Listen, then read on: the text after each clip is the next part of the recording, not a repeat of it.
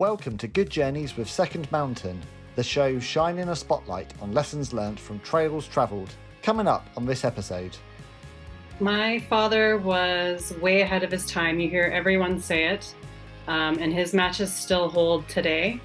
So he was the first smaller guy to really make a big difference in a big man's industry, especially back in, the 70s, late 70s, early 80s. And he was really all about the sport, not the soap opera-ness that it was. He wasn't really into that. He was into the actual...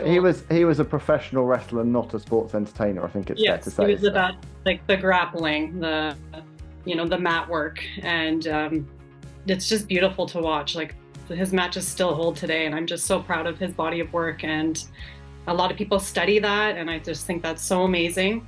When they become wrestlers themselves, they'll study matches, and they often study my dad and Tiger Mask or whoever it may be.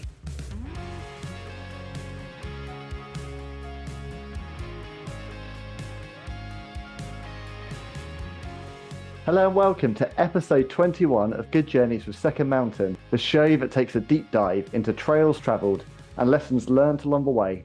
I'm your host and the founder of Second Mountain Comms, Ben Veal. It's great to have you with us today for what's sure to be a fantastic conversation with a very special guest who I'll introduce in just a moment. But first, if you're new to the show, you can check out our archive of honest and inspiring conversations by subscribing now via your podcasting platform of choice. And don't forget, you can also watch all of our interviews in full and find an exclusive clip over at our YouTube channel. Just head to @SecondMountainComms or search for the hashtag GoodJourneysPod. And now it's time to introduce my special guest. Joining me all the way from the beautiful Calgary, Alberta, Canada, it is Bronwyne Billington. Welcome to the show, Bronwyne. How are you? Thank you so much for having me, Ben. I'm wonderful today. How are you? Really well, really well. And for those watching on YouTube, I absolutely love your setup behind with all your wonderful wrestling memorabilia. Thank you. It's been a work in progress, but we're pretty happy with it. Awesome. So you are, of course, the daughter of legendary professional wrestling star Tom Billington, who's better known to sports fans worldwide as the Dynamite Kid. Now, for those that aren't familiar with your father's work, he was one of the greatest singles competitors to ever come out of the United Kingdom and one half of the legendary British Bulldogs tag team. Now, we're coming on this show today because your dad sadly passed away in 2018 at the young age of 60. But his legacy is very much living on through you now. So I really appreciate the time that you've given up today to talk with me about the journey you've been on. And what I wanted to kick off first, Bronwyne, is to talk about the public persona. So the Dynamite Kid that is known to millions worldwide, this high-flying WWF superstar and tag team champion alongside Davey Boy Smith, multiple-time All Japan Pro Wrestling and Stampede Wrestling champion, Wrestling Observer Hall of Famer, to name just a few of his many, many accolades. If we focus solely on the Dynamite Kid first, how would you describe your dad in the squared circle, his style, his personality, and his overall presence as a wrestler? My father was way ahead of his time. You hear everyone say it, and his matches still hold today. So he was the first smaller guy to really make a big difference in a big man's industry, especially back in, the 70s, late 70s, early 80s. And he was really all about the sport, not the soap opera-ness that it was. He wasn't really into that. He was into the actual... He was a professional wrestler, not a sports entertainer. I think it's fair to say. He was about the grappling, the mat work, and it's just beautiful to watch. Like, his matches still hold today, and I'm just so proud of his body of work. And a lot of people study that, and I just think that's so amazing. When they become wrestlers themselves, they'll study matches, and they often study my dad and Tiger Mask or whoever it may be. And so much of his in-ring style and that, as you say, that kind of grappling, that style that we've seen that was popularized by him during the day, mixed with that incredible high flying but was so ahead of his time. It was a real fusion of different elements from around the world and what he learned around the world, wasn't it? Yeah, exactly. From England to Mexico to Japan to what he learned in Canada with the Hearts. And he mixed all those different styles and really created something that no one's ever really seen before. And so he really stood out. Now, I read a quote that your uncle, of course, legendary world champion Bret Hitman Hart, he has said that he became a better competitor because of your dad. And I read a quote where he said he described the Dynamite Kid as truly the best wrestler ever, pound for pound, which, when that comes from someone who is regarded by many as the best wrestler of all time, is a pretty sizable accolade. You touched upon it briefly there, but your dad clearly had a huge influence on so many, and it's quite possible that much of that ring star that we've talked about that's so popular today can be linked all the way back to the matches that he had in the 70s and 80s. When you watch his work back now, what really stands out to you? Just everything. Even when he was a small, skinny kid, it was the determination. Like, he was so focused and took it serious and precise. So that just really translated throughout his whole career. Yeah, he took it really seriously. Like, he was very passionate about wrestling, and it really showed. How aware was he of his size in what has always predominantly been a very big man's, the sport of the giants? Because really, until your dad came along, and many would say that he ushered in, he followed by your Uncle Brett and your Uncle Owen, and kind of ushered in a new era of the smaller man in the sport. But it's very unheard of, wasn't it? Yeah, it was hard not to realize the size difference, at a young age when he's against Loch Ness Monster or giant haystacks and Big Daddy. Yeah, giant haystacks. But they found a way to use him against the big guy, right? Or help the big guy. So I think it was all part of the storytelling, and they found a place for him, and he really worked with that and worked his way up. So how did your dad find, talking about journeys here, how did he find his way from a northern mining town to Calgary, Canada, and training with Stu Hart and joining Stampede? Yeah, as the story goes, Bruce Hart was actually over in England. Can't remember if he was wrestling or not, or just over there for some reason, but he discovered my dad, and so he called Stu Hart right away and was like, we need to bring this guy. Like, the numbers were down and Stampede Wrestling, and he's like, I found someone here, he's amazing. And Stu took one look at him and was like, I don't think so, he's too tiny. But once he really saw him, wrestle in the ring and his abilities, he was like, okay, we might have something here. It's amazing, isn't it? 'Cause you hear so many stories about Stu Hart stretching people in the dungeon, and I guess he probably would have really put your dad through the rigors as he decided whether he had the mettle to be. Absolutely. And that's the thing about my dad's determination, is he would never give up. Like, no matter how small, how much pain he went through, he wasn't going to give up. And that's part of that Northern English stubbornness, as you probably know. Yeah, tough fight. I think Stu really, really admired that about him. Do you know if it was a hard decision for your dad to leave behind England and move halfway across the world to embrace the sport that he was falling in love with? I don't think so, because it's like, wow, here's this amazing opportunity that a lot of people don't get at such a young age. But then, of course, he was promised so many things by Bruce at first, like a car and I think rent, an apartment, whatever. And when he came, all those things were not there yet. So it was a bit of a struggle at first. I'm sure he maybe at times regretted and wanted to go back home, but slowly it started working out as Stampede started drawing more. He started making a name for himself. He eventually met my mom and made a life here. But of course, we're talking about a time before big national or international television exposure. We're talking the territory system, aren't we? Whereby he was a star in Stampede Wrestling, but he really had to work his way. It was a hard grind, wasn't it, back in those days to make a living? Yeah, I can't even imagine how he felt being so young and away from your family. And at that time, there's no social media or computers to email. You're literally probably sending letters to your parents, and which would arrive in 3 weeks' time by airmail. Yeah, it's crazy, isn't it? If you rush it. So yeah, I applaud him for taking that on. It's very brave and courageous, and look at the career he made by doing that. Yeah. And have others echoed your uncle's sentiments in terms of the impact that they've had, that your father had on their careers and their in-ring stars? I see that you've got a Chris Jericho poster behind you. I believe he's one of those, but was heavily influenced by Dynamite Kid. Yeah, a lot of people tell me that. It's something I hear constantly. So I know what a huge impact he had. And yeah, hearing it from Brett, like you said, that's huge. And I'm always like, touches my heart a little bit when he says that. And yeah, I was going to say, I mean, we'll come on in a minute to, the Tom Billington that wasn't in front of the camera, but, you know, how does all this make you feel? It feels like it feels like since the WWE Network's come along, there's just so much more access now to the old territory days and to all this archive footage that perhaps was lost between old VHS and tape traders before. I mean, there's just so much between that and YouTube that you can find now. I mean, how does it feel that your dad's legacy really, is living on, and that, younger wrestlers are studying tape of him, and, the work he's done really, wasn't in vain, but is actually influencing generation after generation?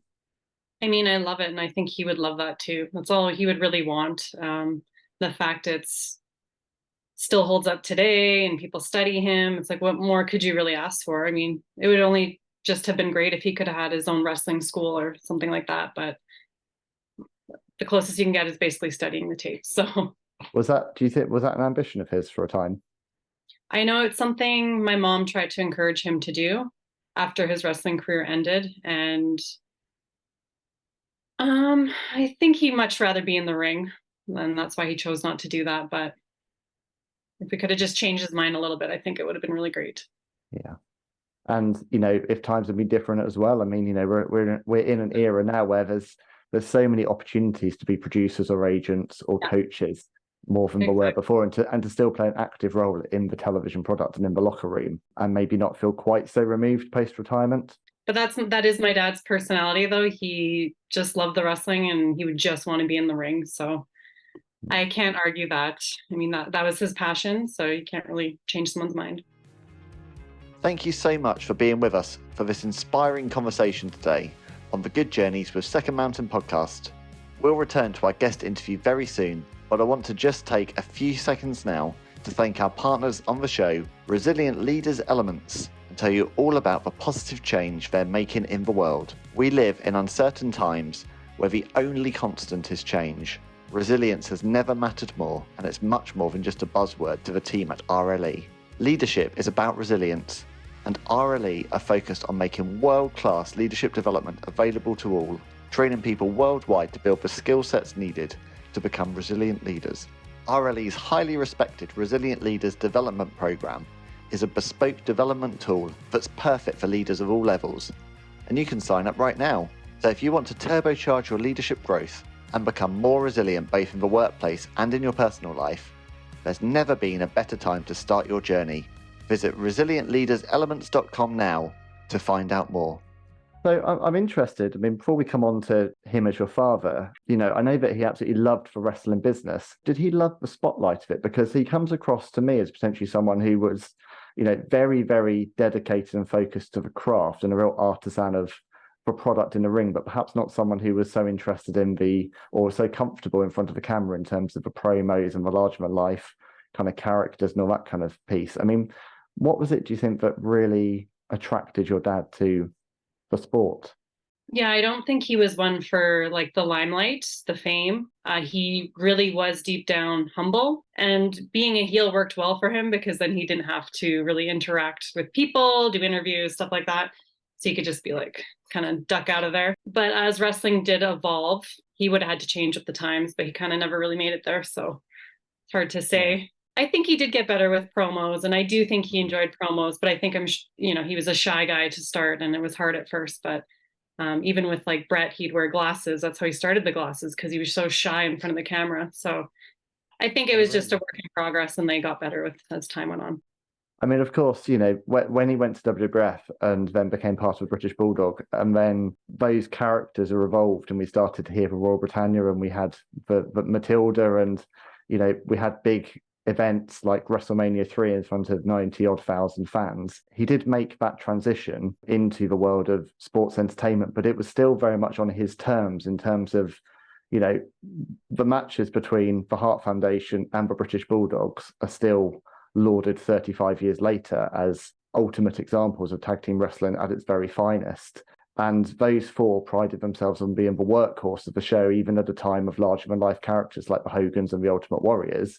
You could always rely on those four in the ring to deliver the masterclass of the night. Even when he started to have the big pomp and ceremony around him and was started to be made into more of an action figure and a cartoon character, to follow that kind of WWF model. He still really maintained the integrity that had made him so popular in Stampede and All Japan, didn't he?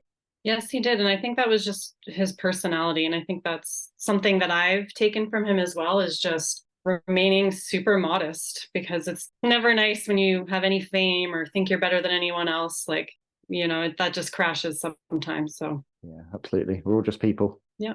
So I was going to ask about your dad's values. What kind of defines your dad as a man, would you say? You've mentioned that he was humble. I think he kind of grew up in, northern England, small town, coal mine town. So he remained really humble and kind of the small town values. Family was important, and working hard was important. He saw that with his dad, how hard he had to work. And yeah, just remaining modest, not getting an ego. That was basically my dad. Turning away now from this public persona, I want to talk about, the real man behind the character. What are your earliest memories of your dad, and what do you remember about him from when you were very little, Bronwyn? I remember him traveling a lot and coming home. He'd be gone for weeks at a time. And he would come home always showering my mom and I, brother, with gifts. He'd come home from Japan and he'd always bring us stuff home. I can particularly remember a Hello Kitty backpack that he bought me that I wish I still had, because I still love Hello Kitty. I'm wearing Hello Kitty earrings right now. Oh, amazing. Just because that's like a special memory that I have of my dad.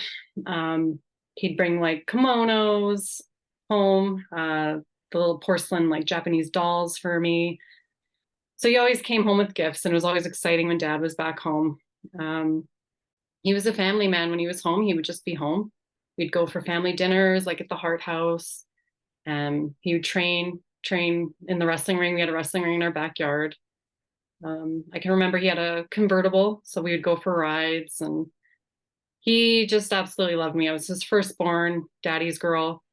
So he pampered me with a lot of love, and it's all positive memories for me. Must have been really hard for him to tear himself away from that, but obviously that was the lifestyle and that was the schedule. I mean, for you as his daughter, it must have been really hard that he went away so long, but presumably, I mean, that was the life you knew, isn't it? You didn't have any basis for comparison. That's all we knew. And even he would mail my mom letters. Like I said, back then, there was no, you don't want to rack up your phone bill. So he'd be in Japan, and my mom still has all these letters that he would mail her. And it's really cute because my mom was pregnant with me. So he would be talking about me in the letter, and it was just really adorable. And again, talking about culture shocks, I mean, we're talking about a young lad from Northern England. He then goes all the way to Canada, and then he's on the other side of the world in a completely different culture. I mean, how did he find... I've always found that fascinating, how many wrestlers kind of go through Japan en route to the next step. Like, how did he find the Japanese culture? I know he loved wrestling there, but apparently he didn't like the food, which is surprising. But he was just very like meat and potatoes kind of guy, like British, right? Yeah, yeah. And then, of course, he couldn't speak any Japanese, so I'm sure he struggled to order food. I think he liked like just kind of the noodles. I don't think he really liked rice very much. But yeah, he absolutely loved wrestling over there. Yeah, I mean, crowd-wise, I mean, for benefit of anyone listening who isn't that familiar with wrestling, Japanese crowds are something else, aren't they? They are this super knowledgeable, incredibly educated, hugely respectful crowds. And the difference between certainly a Japanese wrestling match versus a North American wrestling match is really the silence. It's the attentiveness they give the match, punctuated by short bursts of applause, and then silence again. It's a very different atmosphere in which to perform, isn't it? Yeah, no kidding. And it's a tough one to win over. If you can win over that Japanese crowd, you've won over anyone. Yeah, and he's still huge over in Japan today. So actually, Dynamite Kid and Tiger Mask are still legendary, aren't they? I work with the Japanese lady at work, and I asked if she knew my dad, and she didn't know, but she asked her dad, who's like, I think he's like 70. And he was like, oh yeah, I know Tiger Mask and Dynamite Kid. So I was like, oh, that's so cool. Amazing. He saw them live. You've written a beautiful afterword in Stephen Bell's book, Dynamite and Davey, which I've got here. Had Stephen on the show last year. And in that, you talk about your dad's leaving Canada and going back to England when you were just 6 years old. and then there being a 4-year gap until you and your brother visited him in England when your Uncle Brett flew you over there to spend some time with him. What are your memories first of your dad leaving and then of going away for that visit? I think I don't have a lot of memories of him leaving, and I think that was a coping mechanism that I just kind of blanked it all out. I've read in books and stuff that it was, well, yeah, I've just read in books like the description of it, and I'm like, I don't remember that. I think that I chose not to remember, and it slowly started affecting me. I started acting out in school, and that was why my Uncle Brett was going to fly my brother and I out to see my dad. And how was that? You'd had a 4-year gap since the last time you saw your dad. Yeah, it was great. So back then, I was 10, my brother was 7, and we flew out all by ourselves to England in a connecting flight in Toronto, which I don't think you can do that anymore. Like, be that young to fly alone. I'm not too sure. No. Yeah, so and I was not scared. Like, they had a stewardess with us the whole time, always escorting us through Toronto. We had a layover there. I can't remember how many hours, but they stayed with us. And I remember those little TVs you just put quarters in, you can watch. I was just doing that, and I wasn't scared or anything. I don't, like, now I'd be terrified. I wouldn't even let my 15-year-old go. But anyway, so we went over, and we went for the whole summer, and it was the best. Like, it's the best memories I have of my dad my whole life, because it's the most consecutive time I've spent with him, the whole summer in England, and I'm just so happy we got to do that. So what year was this? So that would have been 95, I believe. Okay. It was summer of me going into grade 6. So correct me if I'm wrong, but his wrestling career broadly ended around 1990, 91. Is that correct? Sure, it's from 1991. Oh, incredible. His first retirement match. Yeah, wrestlers never really retired, do they? That's always the old thing. So what was his health like when it came to that visit? How was he at that time? I mean, he seemed good to me. He wasn't in a wheelchair or anything like that. He wasn't super skinny, and he looked great. He still had like meat on his bones and size, and he had a job working at it was like a metal, what do you call it? Like a junkyard. So his house backed onto this junkyard, and he was like security that night. It was like 24-hour security. And he had 2 Rottweiler dogs that lived with him, and they were part of the security crew. And Amazing. we just thought it was the greatest. Like, the dogs, we loved the dogs, and they'd play hide and seek with us because they could sniff you out because they were trained. And we loved them so much. Thunder and Storm were their names. That's wonderful. Hide and seek with Rottweilers. I love that. Yeah. And there was a big fat boy. He was my favorite. And then Storm was a female. So you had a really great time with your dad. You really reconnected. But am I right in saying that it would be another 15 years before you'd actually spend time together with him? Yes. So the next time I would see him would be 15 years in between. So, it's your story to tell, not mine. What happened in that period then? Why such a long gap? So, of course, it's expensive to fly out, and we would talk every Sunday. My mom would make us call our dad. So there was me and my brother, and then my sister. My mom was pregnant with my sister, Amaris, when my dad left. So he never met her, but she would talk to him on the phone every Sunday. It was like we had a house phone, and it was cheap to call long distance on Sundays. So we'd always. I remember that. Yeah. Yeah. My mom would start the call. So they still kept a rapport to be able to, keep our relationship. And then it would go to me because I'm the eldest, and my brother, and then my sister. We'd all talk to him. But yeah, just so expensive to get flown out there. So then when I was 18, graduating high school, I was like, I want to come out there. I had this big plan. That's what I wanted to do when I graduated. And I maybe wanted to like live out there and get my dual citizenship and meet a British boy. That was my dream. Right? Because who wouldn't want that? Yeah. And then I started hanging out with my cousin Ted Hart. He's a wrestler, as you probably know. Yeah. And he loved the idea of like keeping everyone in the family business. So he started, if you've ever hung out with Ted, he's very good at, I don't want to say manipulating, but convincing people like you should do this, right? Like almost brainwashing you. I'm using the wrong words. I don't want making it sound negative, but it's like you're Dynamite Kid's daughter. He's persuasive, we'll say. Yeah. He's got the gift of gab. So it's like, you're Dynamite Kid's daughter. Like, we need to get you in the ring. Like, let's train you. And like a bunch of the cousins were doing it. He had this thing called Mat Rats, like kid wrestling, with a bunch of the family members. A lot of the girls were managers, like just managing the cousins or other wrestlers and dating the wrestlers. And so I was like, okay, yeah. Like, I started working out. Like, yeah, I'm gonna do this. Like, this is what I'm gonna do when I graduate. I'm gonna get into wrestling.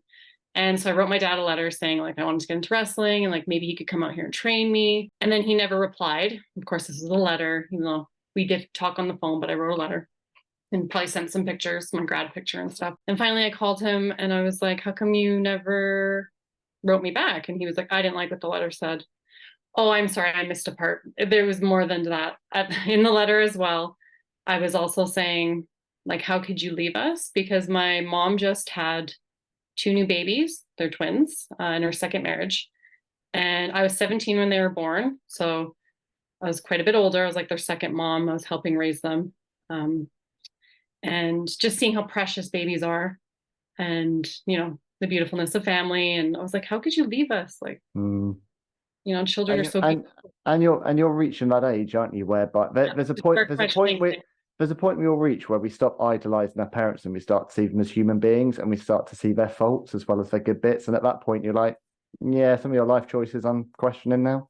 Yeah, I just kind of started asking the questions. So I was like, how could you do that? And then also, I want to be a wrestler. So he was like, I didn't like what the letter said. Can I ask about, I'm sure we're jumping ahead a bit because I'm sure we'll get onto the later visits you had with him, but yeah.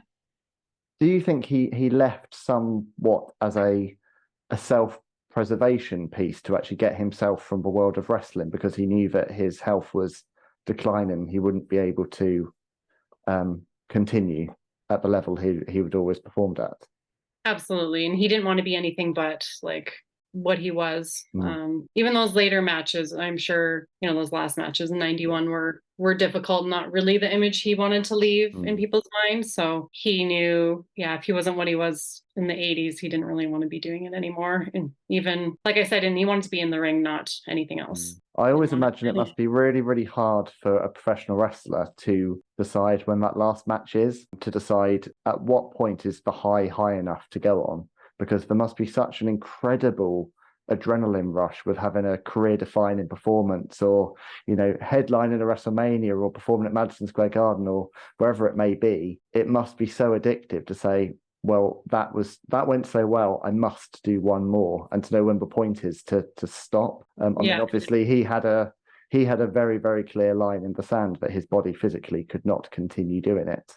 But I think for so many wrestlers, it's hard for them to know. It seems from an outside looking in, it's hard to know when is the time to call it quits. Yeah, for sure. And I think he did a pretty good job of ending it when he did, instead of dragging out these sort of embarrassing small indie wrestling shows. Like, you see some of the bigger names, they go through that, and it's like, you should have stopped like years ago. Yeah. Thanks once again for being with us for another inspiring conversation on the Good Journeys pod. At Second Mountain, we firmly believe that resilience lies at the heart of all good journeys, and our friends over at Resilient Leaders Elements are deeply passionate about making world-class leadership development available to all. RLE now has an exciting opportunity for those who share the belief that anyone can be a resilient leader. This is open to anyone who'd value an opportunity to collaborate with like-minded professionals from around the world. Their global Resilient Leaders Elements accreditation program gives you the chance to help others become more confident in who they are and what they do as a leader. The program is facilitated by an experienced Resilient Leaders consultant who will guide you through the journey step by step. You'll then be welcomed into a worldwide network of like-minded resilient leadership specialists. So if you're passionate about developing resilient leadership in yourself and others, why not consider training to become a Resilient Leaders consultant? Visit resilientleaderselements.com now and find out more. So it was another 15 years until you saw your dad in the flesh. So you'd written in this letter, you'd had that kind of difficult spell that you went through. And then, am I right in saying that by the time you next saw him, you're actually a mum yourself? Yes. Yeah. That day he said, like, I didn't like what the letter said, and he hung up. Oh, and the thing was, he mailed me money to fly me out to England. Like, when you graduate, fly yourself out. And so after that, I was like, well, we stopped talking, and I'm like, I'm not going out. So I just spent the money and just started living my 18-year-old life at that time, and was hurt, had a lot of hurt deep down. And then, yeah, so I had my daughter at just turned 24. The feeling of becoming a mother and seeing what it's like being a parent, and that you kind of just do the best that you can with what you have. Mm-hmm. When you become a parent, you start thinking a lot differently. Like even just the dangers in life, like rides at the carnival. I'm like, I stopped doing that. You just start thinking so differently when you become a parent. So I didn't want to live with regret. And then Facebook was really big at that time. And I reconnected with my family out in England, like my cousins and my uncle, my dad's brother, my aunt, my dad's sister. And so I just planned a trip out there. I got my first credit card and I was like, I'm a big girl now. I can like charge a flight and come out and see my family. So I went to stay with my cousin Craig, and I had plans to see my dad, but I was like, if I chicken out, then whatever, I'm still just going to see my family. So I went out there. We had the first night. The first night we went to like a proper British pub with my whole family. And then the next day, I'm jet lagged and I'm hungover. I was like, am I going to do this? Am I going to go see my dad? And I'm just like, yeah, take me there. I'm going to do this.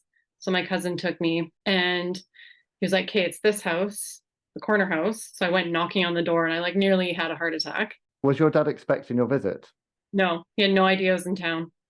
Wow. Okay. So no one answered the door. So I went back to my cousin's car and I was like, no one's there and whatever. And he's like, well, I just talked to Uncle Mark and it's the wrong house. It was like the opposite side. I was like, okay, well now I'm like shaking. I'm like, I can't do it again alone. So I made my cousin come up with me. And so he knocked on the door, and he's really tall, and I was just kind of hiding behind him. And my dad's wife, Dot, answered the door, and she was like, hello, Craig. And then I kind of popped out, and she was like, oh my God, Bronwyne. She was like, come in, come in. And I was just like, okay. Went into the living room to see my dad, and he was sitting there in his wheelchair, the first time I've ever seen him in a wheelchair. And he knew who I was right away. We've been 15 years in between, but I think you'll always know your children's faces. I think, yeah. As a parent, you'll always know, won't you? I started crying, and he seemed like nothing, like not nothing, but just like no time had passed. He was just like happy. He was like, come in. Were you prepared for the sight of him in a wheelchair? Did you know that? I knew he was in a wheelchair, but I think it upset me a lot to see it. But once I spent more time with him that trip, and I saw, it's fine. Like he's alive. He can, he can make eggs. He can make his tea. Like he gets around. So it was okay. And how was he in himself at that time? He was great. He was great that first trip.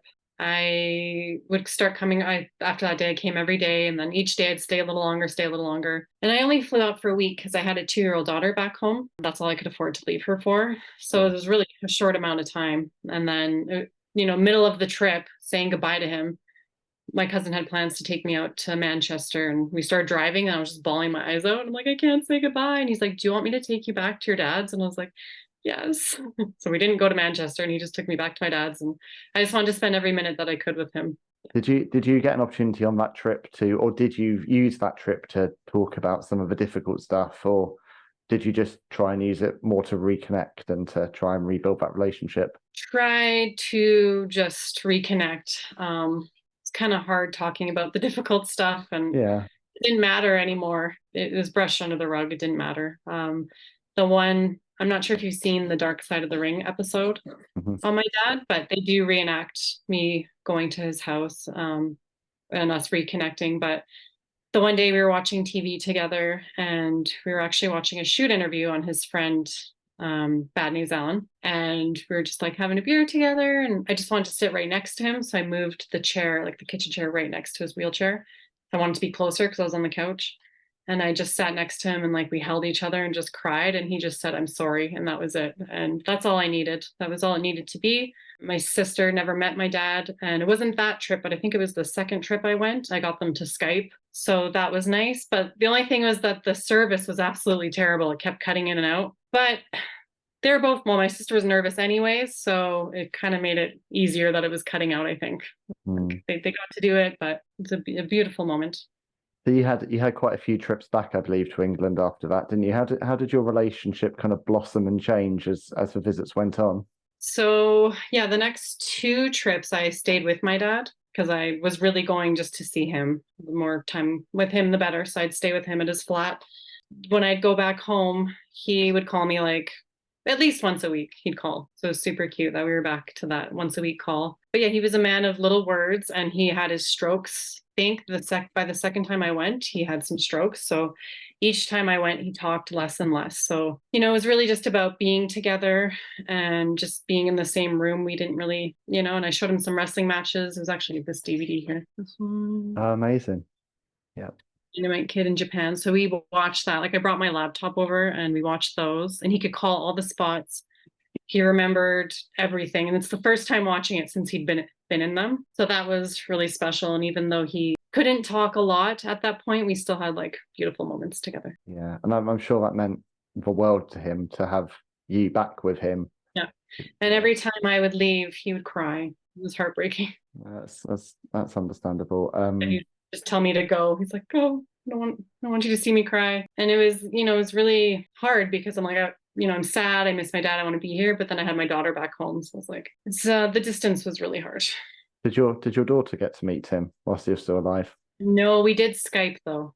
We did Skype her. I was just worried about the time change and all that. I thought it'd be hard, but apparently it's easier on kids, but it's just a long travel. You actually lost your father on his 60th birthday, the 5th of December 2018, a day that I know your family now calls Tommy Day.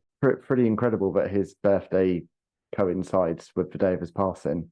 What do you do as a family to kind of mark that day each year? And to be honest, I kind of like we only have the one date to deal with every year because people are always sad on the birthday and the death date. So, like I just have to be sad once a year. But we decide. I think it was not the first year, but the second. So not when he first died, but the next year, the 1-year anniversary. We all went to a British pub here called the Ship and Anchor. So we all went out and had fish and chips and. I'm sure he'd have approved of that. Yeah. And then we all wore like the brand Tommy Hilfiger. My mom bought us all Tommy Hilfiger shirts because they said Tommy on it. And I also wore like a wrestling shirt because that's more my style. But yeah, and we just decided to call it Tommy Day. So we just get together, my siblings and I, with my mom and like my dad's grandkids every year and just try to celebrate him the best we can.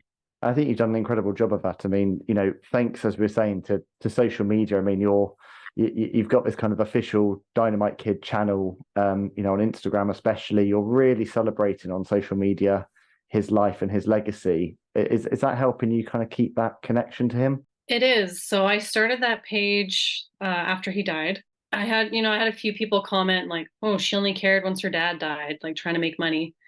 And I was like, actually, it's quite the opposite because I've always been very humble and I don't like to act like I'm somebody or I should get attention because of this. Like, that's just not who I am. So, but I really did it to commemorate my dad's legacy and just keep that connection and help me feel connected and with his fans too. So, and I have followers, but I don't have like crazy amounts of followers. And that's not my motive. I like looking back at the pictures. I like fans sharing stuff with me. And still, like, I have so many pictures. I have a folder that I'm like, oh, okay, I'll post these later. Like, there's so much. You would think, I thought, oh, I'll only have like a year's worth, but no, there's a lot out there. That must be really special because you must keep presumably receiving new articles, new photos, things of your dad that you've never seen before. Yeah, I love it. It's really special. One of the reasons I reached out to you to have you on the show is, to talk around this, and that I said goodbye to my dad earlier this year, much younger than I thought I would be, and yeah, it's only been a few months, but it's kind of a grief unlike anything I've really known before. So trust me when I say that I'm with you on this journey, Bronwyne, and I get it. I'm so sorry for your loss. It's really hard. Thank you. Yeah, and I wish more than anything that I'd spent more time connecting with my dad, especially in the last year of his life. I didn't realize how soon it was going to happen, and I just wish I'd spent more time being in his company during his final few months. But where were you when your dad passed away, and what's that grieving process been like for you and your siblings in the last few years? So I was sleeping. I think it was about 6 a.m. I was about to get up for work. My alarm was about to go off, and my husband received a message from one of our best friends because he's always up at like 5 a.m. and he's a big wrestling fan, and he heard first. I'm not sure where he heard it, but so he texted my husband, and then my husband told me, and I was just like, what? I was in shock, and I was pregnant with our second child. So I was just 2 months pregnant, so no one knew yet. It wasn't announced yet. Um, so I got up and called into work, and I'm like, yeah, I ended up getting like a week off of work. And I was just in such denial, and it's a really difficult thing. And especially I was pregnant. So I'm like, I'm trying to also stay healthy and like mentally well for this baby inside of me. Mm. So I didn't cry for about a week because I was just numb and I didn't know how to feel. And I was trying to like protect this baby inside of me. On the weekend, actually, I think it might have been the weekend after. So it's under a week, I think. There was a wrestling show in town. So they did like a 10 belt salute for my dad. And I was managing one of the wrestlers on the show. So I did that. One of the guys backstage had this baby bulldog. So they're like, would you like to use this bulldog to like walk him to the like walk to the ring with you? And I was like, oh, that would be great. He was so cute. And I'm like, yeah, that's perfect. I can't remember his name. I want to say it was Buster. I could be wrong. I think it was Baxter or something like that. And anyway, so I'm trying to get out of the ring. Like we went in the ring, we did our entrance, and he's just a puppy and he's like going crazy on the leash. Yeah. Like, I need to get this dog out of the ring. So I'm trying to get him out of the ring, and he like wrapped around my feet and like tripped me, and I fell out of the ring. And my shoes fell off. And no one, like, it wasn't that bad of a fall, but I was already an emotional mess Yeah. that I was just like, oh my God, I'm so embarrassed. I was wearing a pink wig that night. So my wig kind of fell back a bit. So I was adjusting my wig. I'm like trying to find my shoes under the ring. And the whole match, I just wanted to go back, like just get out of there and just leave. And my mom and my husband both couldn't be there that night. My husband actually had something, I think he was going to like Roger Waters in LA or something like that. So he was out of town. He was like, do you want me to cancel this trip? No, I was like, no, you go. You've been planning this a long time. And my mom couldn't be there for whatever reason. So I got through the match. It was awful. I wanted to cry the whole time. And I went home and I just bawled my eyes out for like heavy breathing, like couldn't breathe, crying. Of course, my husband felt bad because he was in LA. And I had these little candles that like from the dollar store that I bought, and they were dead, but I just kept them because they were like gold sparkly candles. They looked pretty. And they started going off through the night. And I was like, oh, okay. Like I felt comfort. I felt like it was my dad. So then I slept well because I cried a lot. And then I felt comfort that my dad was there. But anyways, these candles for the first year after my dad died kept going off. And that's when I was like, I'd be like, oh, hi, Dad. And I'd feel comfort. And finally they stopped working. So I think once he crossed over or I didn't need him anymore. I'm not too sure. But they stopped lighting up, but I still have them. So yeah, it was and then I found the 1 year anniversary was the worst. That's when it like really kicks in. You just kind of do what you have to do to get through that first year. But also I had a new baby, so that kind of distracted me. But after the 1 year, it really hit me hard.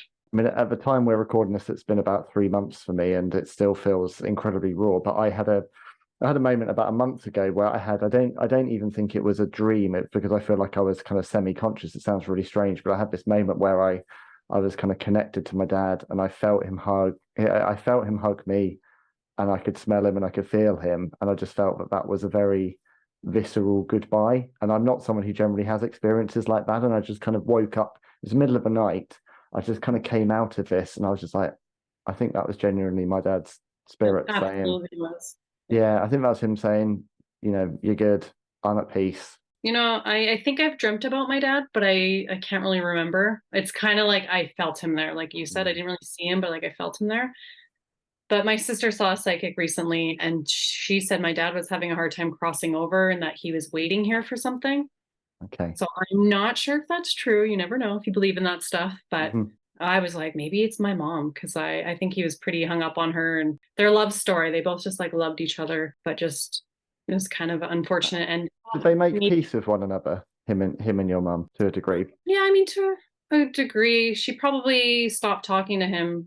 She would do those Sunday phone calls, so she would be very nice. That's really important, isn't it? Because too often when couples break down and children are involved, it's very easy for them to go in their different directions and to play the children one off against the other. And the fact that she made that so important, that you maintained that relationship with your father. She never spoke a bad word about him to us kids. Is until we're 18 that she could, it was up to us to make a decision, and then she started to like tell us more if we had questions, but she never spoke badly about him. Still to this day, she loves him a lot. we talked about Dynamite and Davey, the book that Stephen Bell wrote. I read it last year, and it ends with you writing a letter to your dad. And I remember shedding a tear at the time, but I wrote it. I'll shed a tear at most things, to be honest, but I remember shedding a tear at that, and it hit me quite hard. But boy, I kind of reread it again in the run up to speaking with you today, and it hit me a whole lot harder now. And you start that letter by writing, you write, if you were still here, what would I say? I'd tell you how proud I am of your legacy and how proud I am to be your daughter.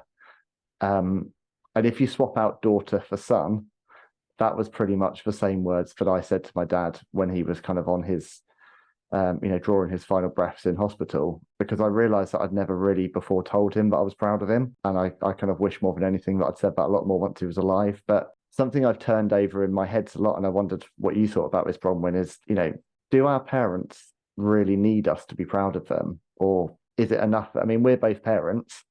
Is it enough that we just know that we've raised good children who love us just for who we are? Because I still don't know where I land on that, but I wondered how you felt a few years on now from his passing.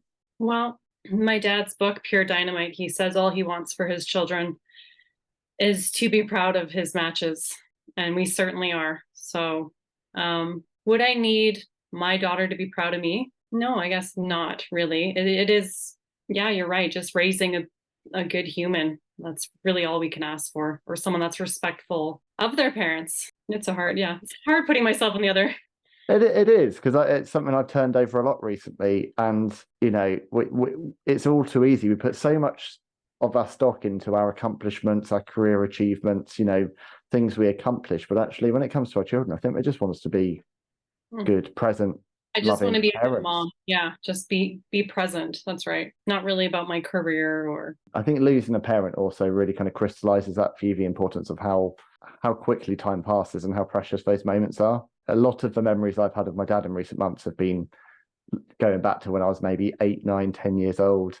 Memories that I'd kind of forgotten about, to be honest. And then they've all kind of resurfaced very strongly, very quickly now, because you realize the sacrifices that your parents make to get you where you are today. Like you talking about, your dad going off for weeks at a time to the other side of the world to provide for you. I have very similar memories of my dad not being home much at all, apart from at weekends, and similarly focused on his career to provide for us. All these things that you don't really understand as a child, but you really get them when you're a parent yourself. Yeah, it's tough for sure. And I think just those little relationship moments, like I have a 15-year-old as well, and she's starting to want to hang out with me. Like last weekend, we were going out for dinner, taking the little one. She's like, can I come with you guys? Like, and she never wants to come with us. So I was just like, oh my God, you want to be with me? And after we came back home, and it ended up being terrible, like service was terrible, the wait took forever. But I was like, thank you so much for coming with me. Like that made my night, that she wanted to be with me. So I think it's just about building that relationship. And that's really what's important.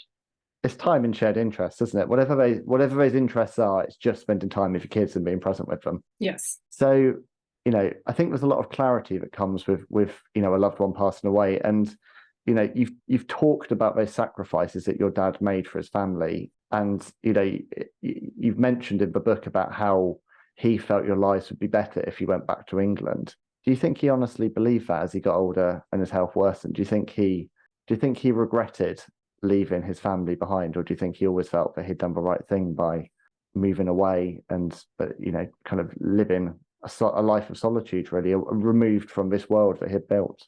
I think he really believed that was the right decision. He knew something wasn't right with him. He had concussions and stuff, and there was bouts of domestic abuse, and that wasn't him. And he knew something wasn't right, and he knew he wasn't the person he used to be. And he thought it'd be best just to eliminate himself. And I do really think he did the best thing that he could for us. As hard as it was, I do think it was long-term the best decision. And of course, we were living in a very different time then, when there was a lot less understanding about, CTE and trauma. And, your dad had an incredibly hard-hitting style, didn't he? And it must have been so hard for him that he had to probably work all of this through on his own in his head without anyone to talk to. Whereas now, he would, if he was wrestling today's world, he would receive so much more support, and there's just so much more information out there, not only in how to protect yourself, but also of the signs and what to watch out for. And it must have been really hard for him being in that period and having to kind of try and work that out for himself. Yeah, absolutely. Even now, backstage with WWE, there's so much more doctors backstage and tests you have to do to get cleared to wrestle. And, they just didn't have that back then. It's really unfortunate that that's the era my dad grew up in. No, I mean, your dad, was unquestionably a tragedy of that era of wrestling, wasn't he? In terms of it, he was a casualty of the time. It was a different era, and it is because of stories like your dad's that a lot of learnings have been made and moves forwards have been made in terms of protecting those performers that put their lives on the line every night. Yeah, it would have been interesting to see how far his career could have gone if he was wrestling this day and age. Yeah, absolutely. You touched on it earlier, but you are, of course, part of the incredible Hart wrestling family, wrestling's most famous family. So you couldn't really be more linked to the wrestling business if you possibly tried. Despite all the difficulties that your dad faced as a result of his very realistic in-ring style, it sounds like he never truly fell out of love with the business that he made his name in. I know that you were at AEW's Calgary show a couple of months ago. How connected to the wrestling business do you personally feel these days? Do you still love the product? Are you invested in it? Can you still see it as a fan? Yes, especially AEW. I've been a big fan since they've started. I think it was sort of during COVID, and it was just something like it was strict lockdown then. So we'd watch it religiously Wednesday. AEW Dynamite got me through lockdown. Exactly. The progression every single week of, the empty arena to a few around the ring until 1,000 people singing Fozzy. It was almost like it's our climb out of the quarantine, isn't it? Watching AEW progress each week. And they put on a phenomenal product during that time as well, provided so much entertainment. Yes. So you just fully invested in every wrestler because it was all new. It was a new product. So you wanted to be in the know of everyone, everything. So when they finally just came last month, it was exciting. It was incredible that they are finally touring Canada. We did end up getting, it was a Collision. So it was supposed to just be a house show. So I was like, oh, that's kind of disappointing, but we ended up getting Collision because that was a newer show that's been added.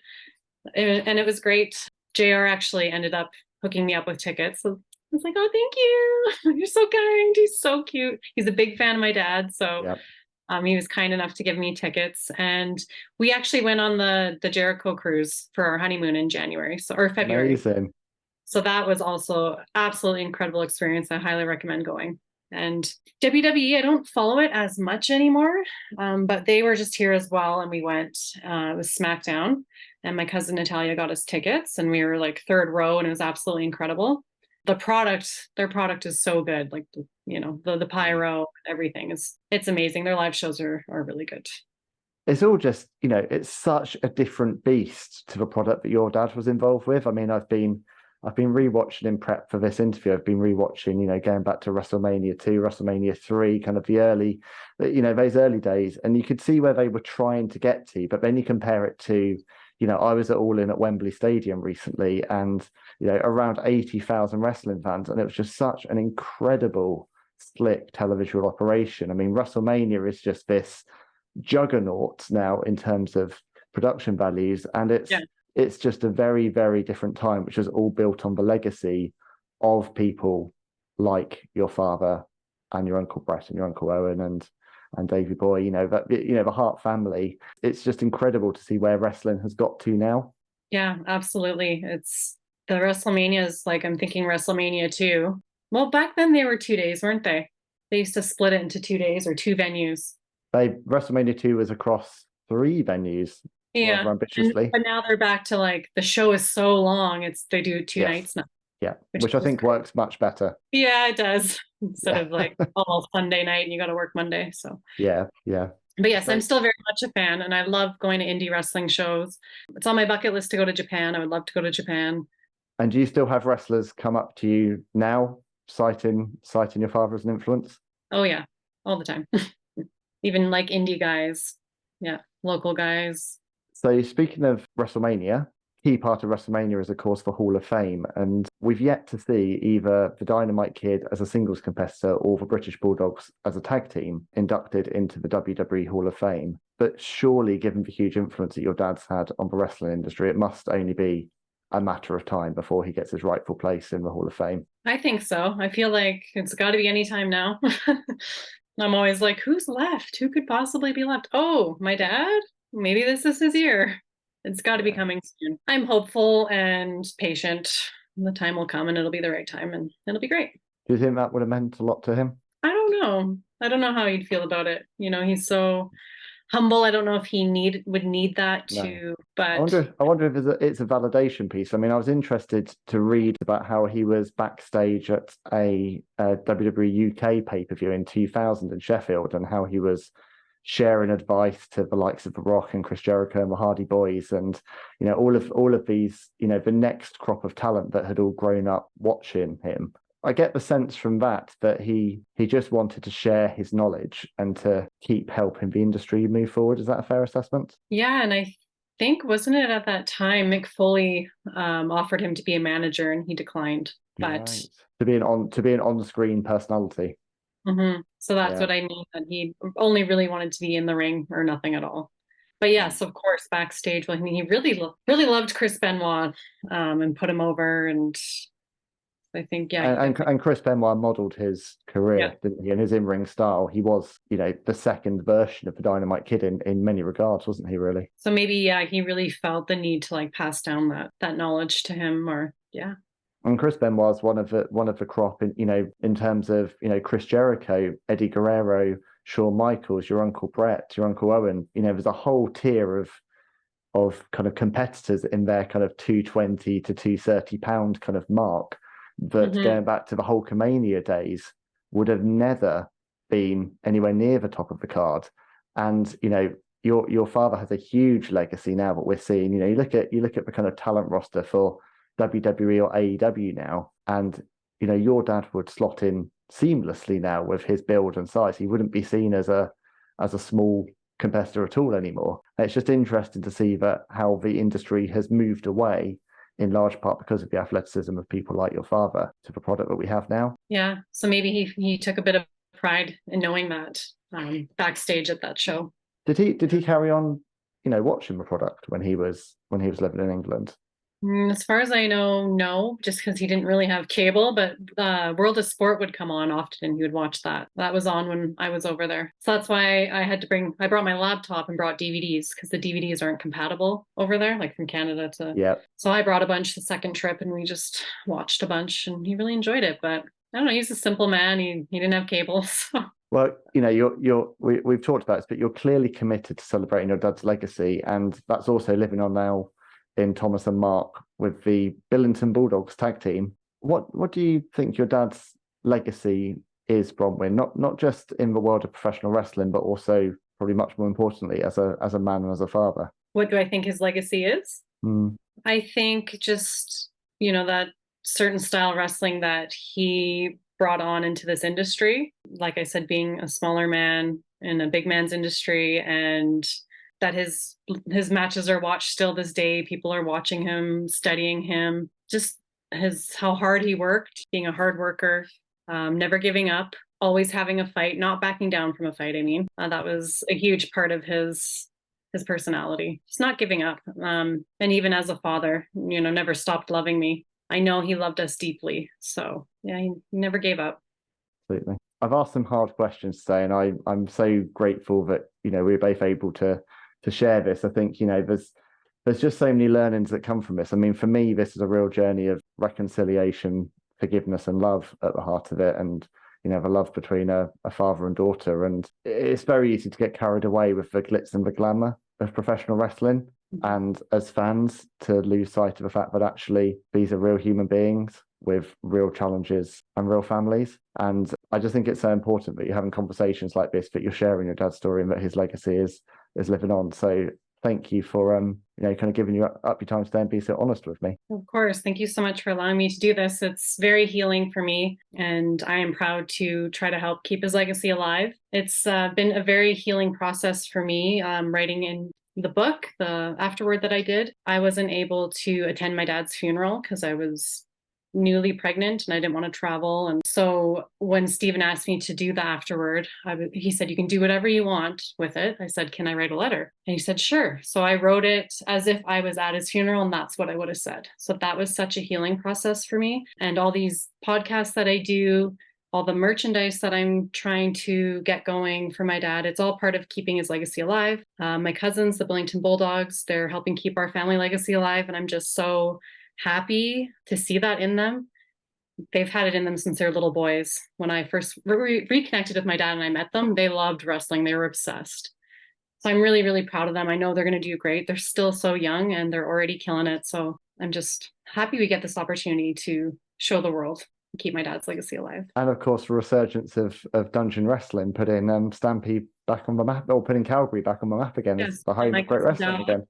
My cousin Dallas, that's Brett's son, Bret Hart's son. He's started dungeon wrestling. So that's been going on for definitely over a year now. So the Billington Bulldogs have been flying out quite often, and they're the tag team champions there. So yeah, I've had Nick Aldous was sort of my first guest on the show, and you know, he speaks very, very highly of your family. I know that was a huge honor for him to you know, win the Stu Hart Championship, and not a title that he takes lightly. Yes, yeah, I know Brett's fond of him as well, and he was also funny. Nick and I both we grew up about 20 miles away. We're almost the same age, very same parts of England, and we were both, you know, idolizing the Hitman at probably the same time. And we were just talking about how funny it is how different our paths have gone over the years. And you know, he's an incredible competitor, and you know, a great fit for that promotion. Yes, yeah, and thinking of Nick just made me think of Harry Smith as well, because I watched them. They had a match at Stampede Wrestling, or sorry, it's Dungeon Wrestling. So yeah, I just want to mention Harry, of course, keeping our family's legacy alive, and he's just such an incredible athlete. So I'm always so proud watching him and everything he does in his career as well. Yeah, and between Harry and the Billington Bulldogs, it's incredible. You've got these mirror images of, you know, the competitors that came before.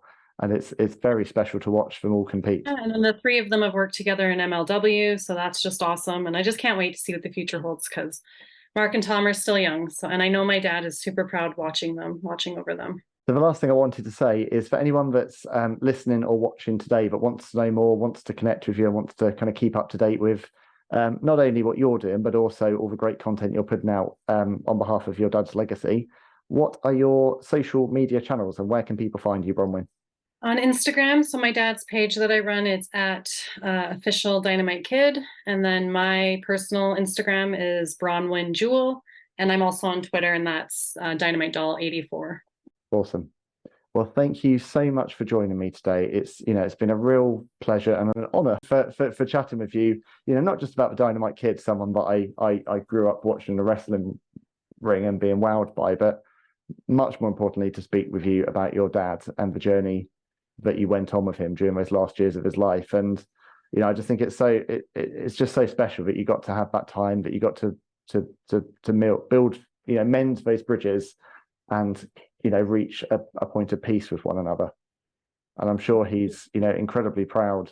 You know, you talk about being proud of him, but I'm sure he's incredibly proud of the life you're living and the mum you are today. Thank you. I appreciate that. Well, thanks to everyone for sharing this time with Bronwyne and I today. I really hope it's, you know, been an inspiring conversation. It certainly has for me. This has been the Good Journeys with Second Mountain Show. Please do let us know what you think on social media using the hashtag GoodJourneysPod, and subscribe to our channels, because it makes a huge difference and allows us to share more inspiring conversations with the world. So I have been Ben Veal. My special guest for today has been Bronwyne Billington, daughter of the legendary Dynamite Kid Tom Billington. This has been Good Journeys with Second Mountain. So until next time, let's keep climbing together, and I'll see you all again soon.